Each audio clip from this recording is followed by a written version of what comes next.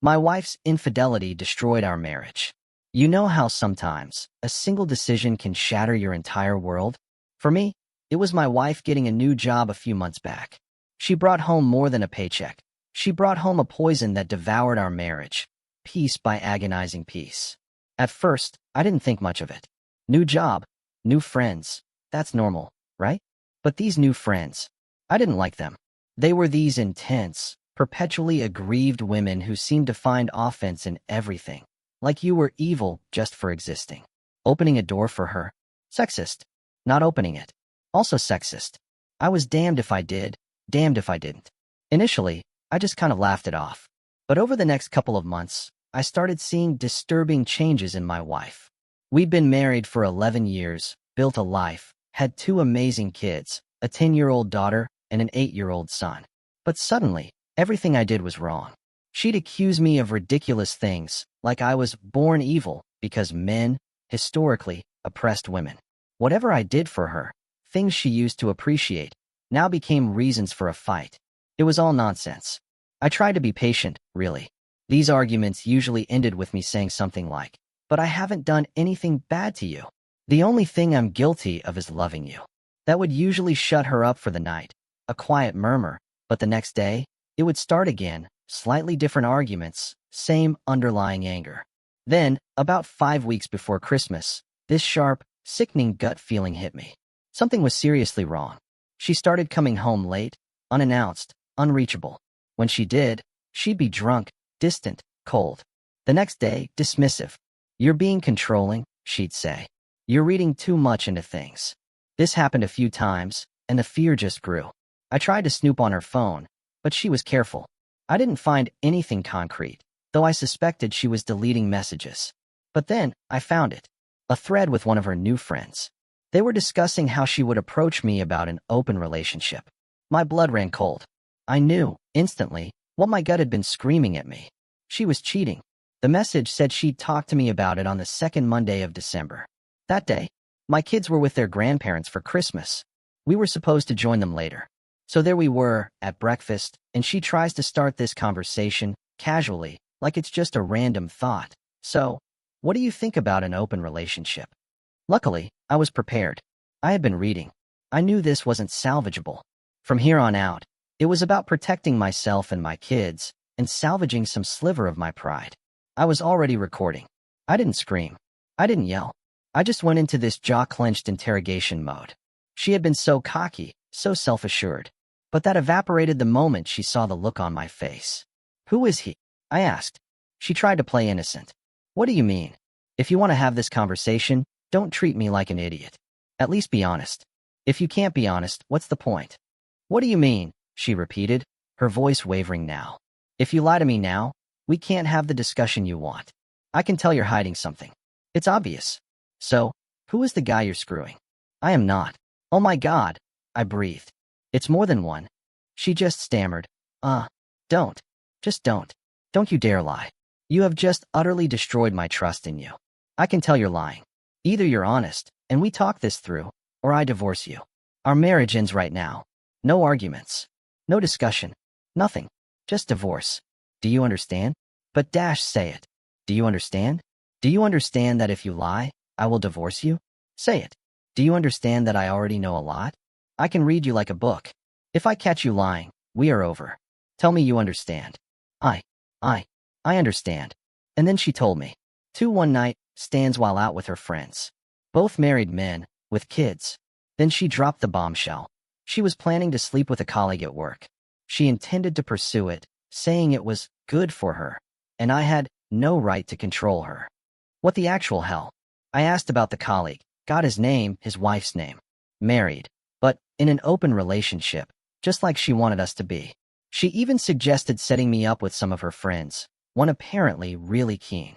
I'd seen this friend. I wouldn't touch her with a barge pole. I told her I wasn't interested. I demanded her phone. She showed me the pattern.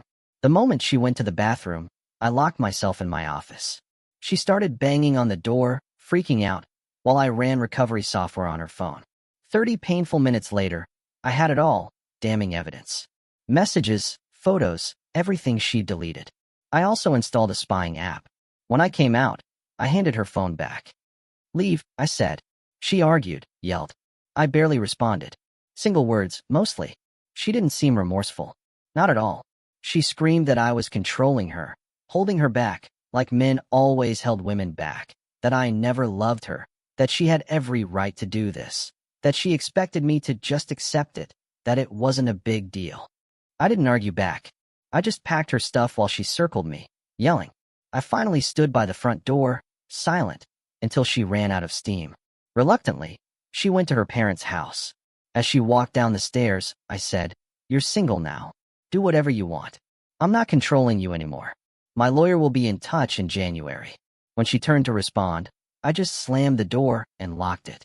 Later, I watched her chat with her friends. They were telling her how strong she was, how she was demanding what she was entitled to, how she deserved better than me. They dismissed my threats as empty, saying I wouldn't go through with it. You want to bet? What truly chilled me was when they suggested that if she needed to, she could just accuse me of domestic abuse. One of them even explained how she'd screwed over her ex-husband, taking everything, by falsely accusing him. My blood ran cold. I immediately ordered cameras for the house. I knew. Then, I had to record everything. I'd never, ever threatened her. Then, she started messaging her affair partner. They agreed to meet at a hotel. I was absolutely stunned. I went online, found his wife. It didn't take long. She accepted my friend request on Facebook, and I told her everything, including the ongoing activity at the hotel. She thanked me, then hung up. A few hours later, a video landed in my inbox. It was her. She'd gone to the motel. I heard screaming, "You effing asshole. You do this to me again, to the kids again. I told you we were over if you ever did this again." And then, her filming my wife getting dressed on the edge of the bed. The AP's wife slapped her, cursed her out. I threw up the first time I saw it. I sent my wife a message. I saw the video from the hotel. "I never want you near me ever again." It's like she saw our whole interaction as some kind of pissing contest, where she was winning. She's totally delusional, disconnected from reality. It's like she doesn't even understand that we're divorcing. I logged onto her family WhatsApp group and announced our divorce due to her infidelity. I thanked them for making me feel welcome, then disconnected. I haven't responded to her family's calls or messages. I just don't have the energy. I called my parents, told them everything. My father, bless him, messaged my wife directly. She wasn't welcome for Christmas. I'm at my parents' now, a complete wreck. I talked to my boss. He's given me time off until mid-January. I've been monitoring her increasingly frantic discussions with her new friends. It hasn't dawned on her that she's lost her family, that her marriage is over, that these friends and her AP don't give a damn about her. She sent me so many messages, even showed up at my parents' house, demanding to celebrate Christmas with us. My father threatened to call the police. I'm just Googling divorce lawyers, crying my soul out. I think I've been in shock, but the pain hit me hard once I got here. I just can't make sense of any of it. Her chats, interacting with her, it's agony. I only responded to her twice. The first, "It doesn't matter what you say. I don't know who you are. You are not my wife. My wife would never destroy my heart and soul while smiling. We will get a divorce. I don't care what you say or what you want.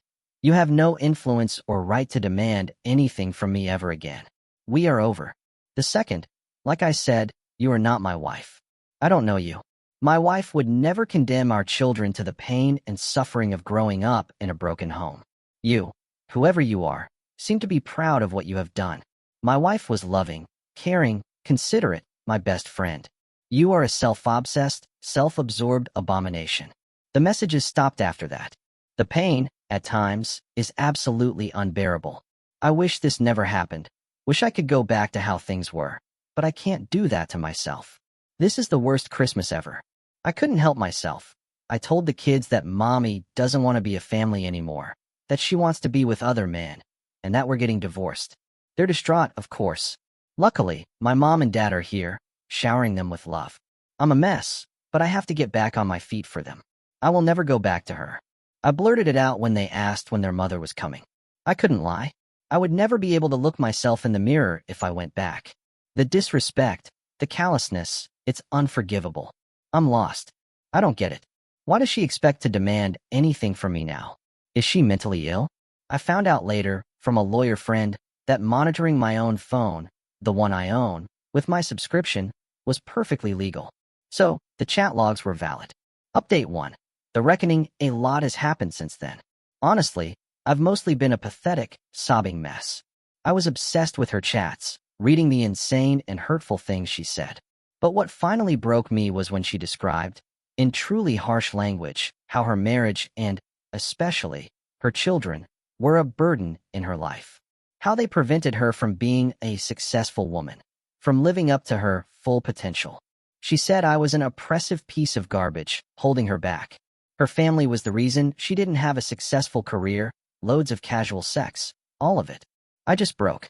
I spent the next 30 hours rereading every line of every email and chat. On reflection, she never provided any details of how we were burdens or oppressors. Just blanket statements. No examples, no supporting arguments. I never stopped her from doing anything. I paid for almost everything. Her minimum wage part-time job wouldn't support a goldfish.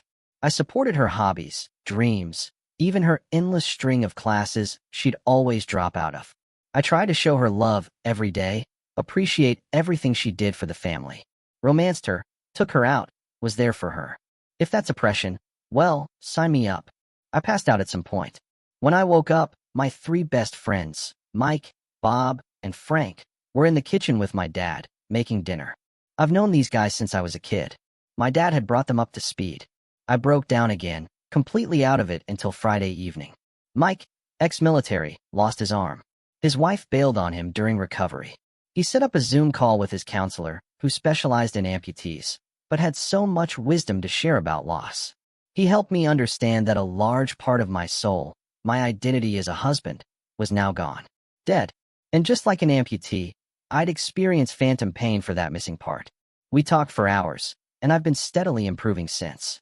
Bob, an executive in a security company, never talks much about his job, but he's very well off. He called a high-powered law firm that's on retainer for his company. Sunday morning, I was talking to a lawyer I could never, in my wildest dreams, afford. Bob, a huge nerd I used to protect from bullies, told me not to worry about the bill. He was happy to finally repay me for all the beatings I took for him. Frank, a teacher with 7 kids, has been making sure my kids are okay. He's amazing with them. Yesterday was a whirlwind. Started with STD screening. The bitch gave me chlamydia. Another screen in 6 months. My self-pity party morphed into pure, raging anger. That was it. Gloves off.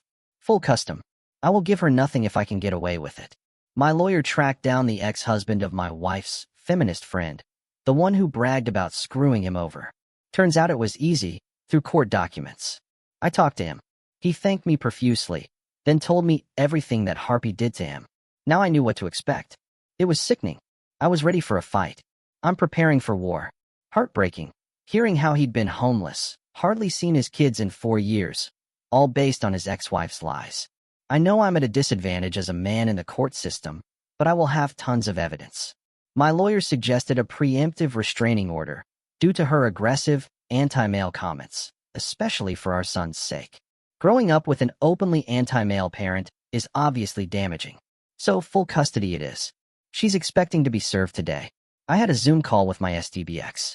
She hadn't reached out at all since she argued with my dad. Not to me, not to the kids. The call was bizarre. She was all made up, massive cleavage. Clearly trying to look her absolute best, something I hadn't seen in years. She tried to bait me, to get me angry. I kept cool. My lawyer had prepped me. It looks good if you try for an amicable divorce first. I was recording, and even told her. She didn't disappoint. She started with this absurd statement about 2 types of penises, one that shrinks and grows, and one that doesn't. What the hell? Who opens a call with their husband like that? Then she mused about looking forward to investigating this more in person when restrictions ended. I just said I wasn't interested in her hobbies, only discussing our divorce. She got openly hostile when I didn't take the bait. At one point, she muted herself, saying she was going to the bathroom. I watched her confer with her friends, who were advising her. She cursed me out several times just for being a man. I still had this strange feeling she saw it as a game, that she was in control, that I had no option but to give in. We made 0 progress. Okay, fine, I said. A contested divorce it is then. Then I added, by the way, You gave me chlamydia. And unlike you, I haven't been sleeping with anyone else, so you better get yourself to the clinic." She just frowned, like, "You're right, but I don't believe you." I genuinely have no idea what is going on with her. At this point, I no longer care. I sent the recording to my lawyer. She was shocked, to say the least. Everyone thinks my wife is insane. Maybe she is. Since I own her phone and the subscription, the chat logs are admissible in court. It's fully legal. After our call, there was frantic discussion among the Harpy friends in the chats, but I could finally put it aside. I no longer care what they say. My lawyer is confident we'll win this, unless there's something I haven't told them. So there we are. It still hurts, but I can treat it as phantom pain now. I've stopped feeling sorry for myself. I'm going for the jugular. No prisoners. I need to protect myself and my kids. I'm good. My kids will be fine. I'll make sure they get therapy. My SDBX will soon be a distant memory. I will start building a new, better life. Edit. Found out she knew about the chlamydia. She got treatment, but didn't tell me. She was joking and laughing about it with her new friends. The absolute audacity. Update 2. The battle rages. I get a lot of feedback like I'm strong or winning. Rereading my posts, I see the anger. But the truth is, I'm not fine. I wish none of this ever happened. I wish my family was intact. No one is winning here. My wife has gone off the rails, and the entire train is burning in a ditch. I don't know what's wrong with her. She refuses to see a doctor for possible mental issues. She acts like nothing is wrong, shows no remorse. She thinks I'm unreasonable for not accepting whatever she wants. She hasn't even talked to the kids since D-Day. I'm divorcing her because her behavior left me no choice. There's no way back. I cry myself to sleep every night for my own loss, for my children who will grow up in a broken home, for their broken relationship with their mother. How do you answer? Why doesn't mommy want to see me anymore? Doesn't she love me? How? If anyone knows, please tell me. Every day, I wake up, convinced my heart can't possibly break more, only to be proven wrong. My wife still doesn't know I monitor her communications, or she doesn't care. She's 100% convinced I'll never leave, that my reaction is unjustified. She keeps bad-mouthing me, our marriage, and our children to her friends. Why does she hate us so much? We haven't done any of the things she accuses us of. My lawyer won a temporary restraining order, but it wasn't extended as there were no new direct threats. My lawyer suggested using the fact she knowingly infected me as leverage for an undisputed divorce. I hate this. I hate seeing her as an enemy. Why force this adversarial process? What does she gain by hurting us so much? It makes no sense. If we go to court, I'll likely pay her a lump sum for house equity. Hopefully, no alimony. And I'm pushing for full custody since she shows no interest in the kids. My lawyer wants to try for an amicable divorce meeting this week. The ex-husband defrauded by the Harpies spent New Year's Eve with me and the kids. The injustice against fathers in the court system is unbelievable. His ex lied, and the court just took it as fact. No proof. He's hardly seen his kids, been forced to pay exorbitant support. It's broken him.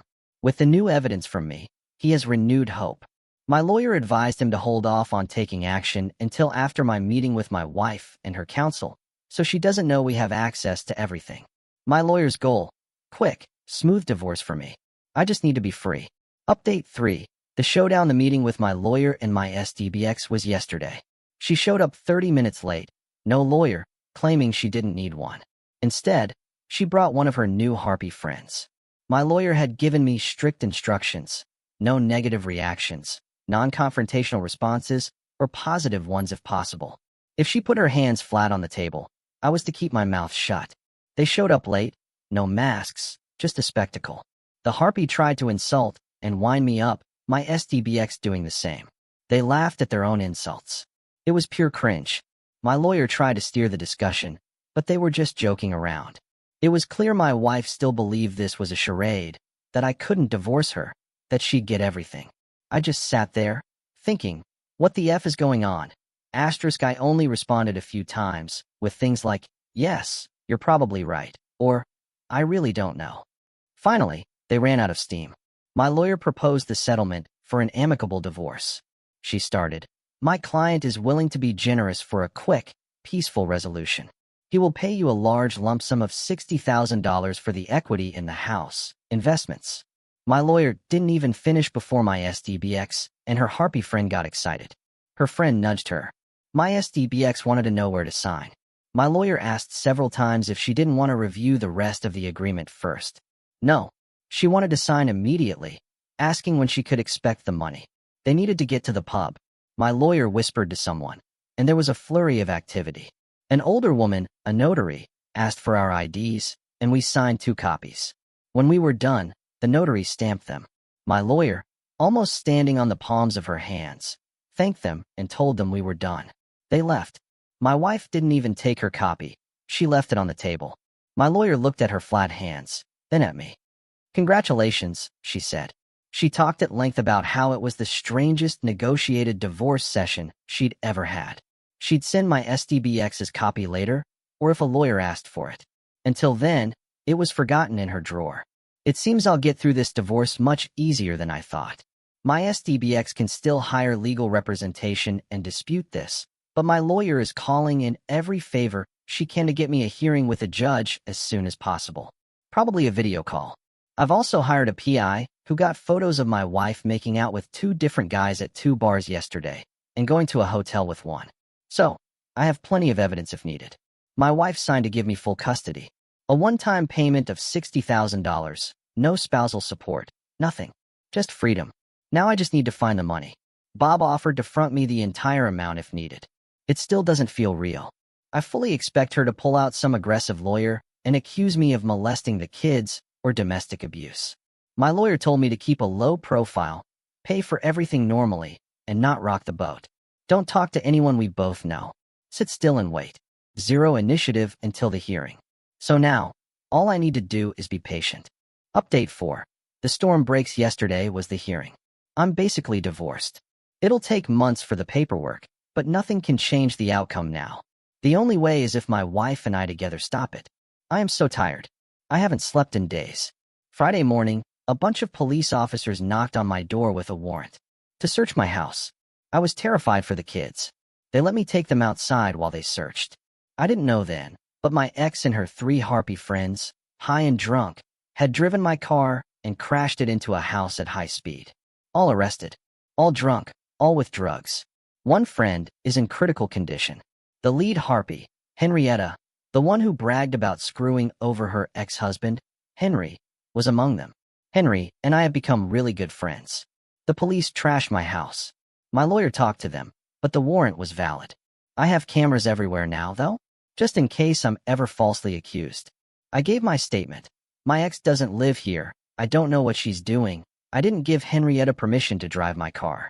When I got back inside, I just broke down. Everything was trashed. It was the last straw. I called my dad. He brought me and the kids to my mom and dad's. Then he rallied a group of 26 friends and relatives. While I was sobbing on the back porch, eating my mom's comfort food, they cleaned and fixed my entire house. Every room, clothes, dishes, furniture, even washing the ceiling and walls. It's never been so clean. They even fixed loose door handles. I was suicidal. I ended the weekend feeling pretty good. All thanks to them. Cops found more drugs at Henrietta's house. Her kids were alone. CPS took them. Henry, my new friend, got temporary emergency custody on Saturday. Showing the judge the chat logs, combined with the abandonment and piles of drugs, he got custody with little difficulty. Henry is over the moon. He's hardly seen his kids in 5 years. Now he'll fight for permanent custody. Henrietta will probably serve time if her friend doesn't make it. Serious time. Henry wants child support and compensation for all her crap, but he mostly wants to be with his kids. Bob, my friend, set Henry up in a rental apartment.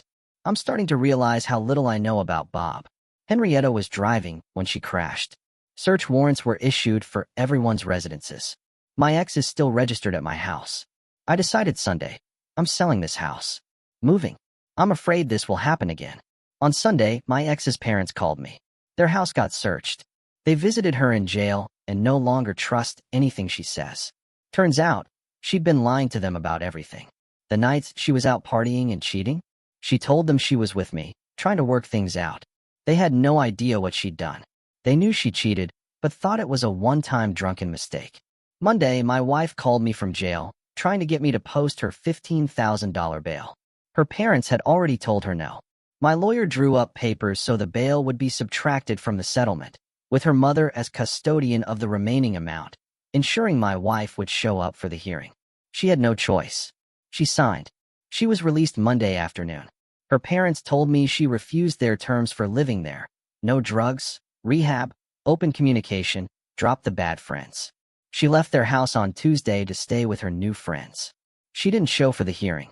After showing the judge everything, including the weekend's events, I won full custody. The settlement is according to the agreement we made. It was quick, only 30 minutes. The paperwork will take months, but it's done. Now today, I couldn't sleep.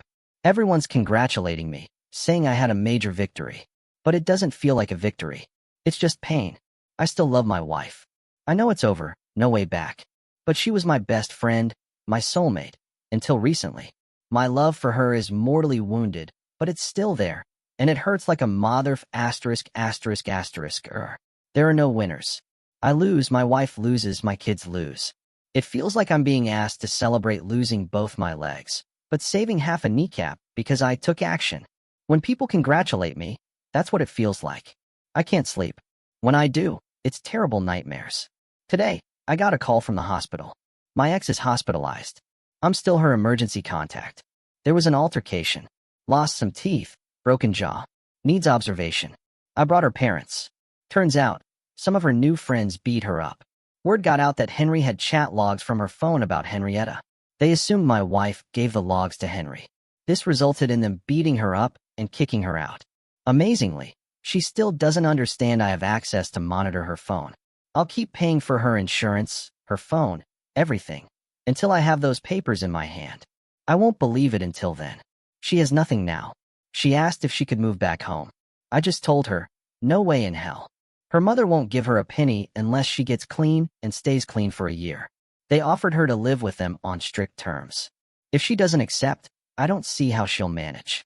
It's the first time I've seen any regret from her. I'm sorry I ruined everything, she said. But I don't think it was genuine. She barely looked me in the eyes. It hurt, seeing her like this. I felt like I wanted to protect her, but she's an adult. Her behavior is dangerous, erratic. I have to protect my kids. She didn't ask about the hearing. Didn't ask about her critically injured friend. She just sat there, irritated. I still don't understand this. She's lost everything. Destroyed her family, caused so much pain. For what? A buzz and some random sex? I'm going completely no contact until she's clean for a long, long time. I just can't deal with this crazy. Update 5. The dark truth and a glimmer of hope. A lot of people asked for an update. I meant to post one, but I just didn't have the energy. I'm depressed, exhausted. I barely sleep, and when I do, it's nightmares. Good news, the kids are doing better. My dad is a champ. I don't know what I'd do without him. We went to his cabin, me, him, and the kids. It was great. I have basically no contact with my ex.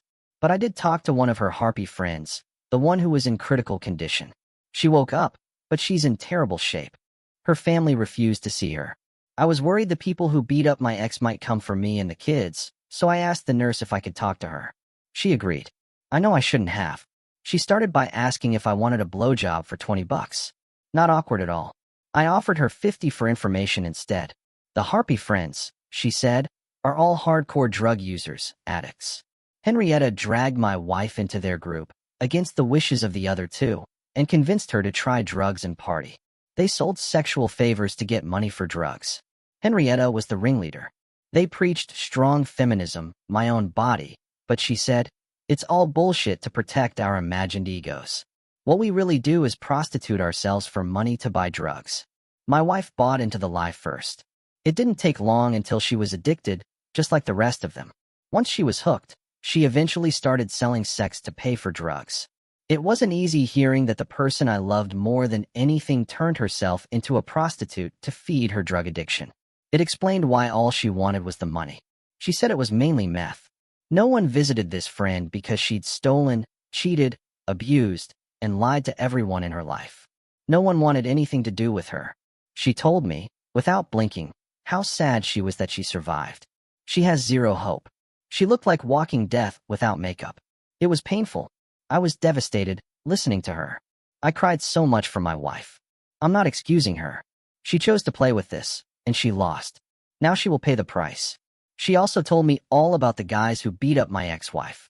Henrietta has been charged with death threats, resisting arrest, drug possession, prostitution, drug trafficking, child abuse and neglect, DUI, property damage, and auto theft.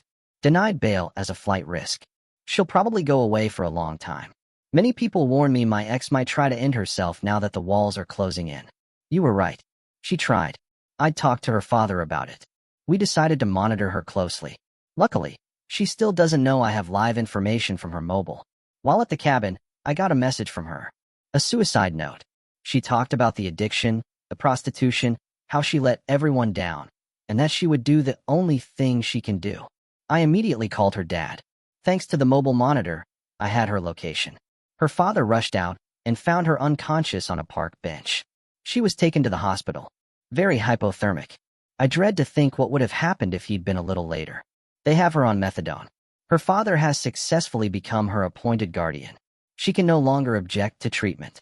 He had her forcefully committed to rehab. Sedated detox. He was appointed not because she OD'd, but because she abandoned her children. Apparently, abandoning your kids proves you're not rational. Trying to end it? That's okay.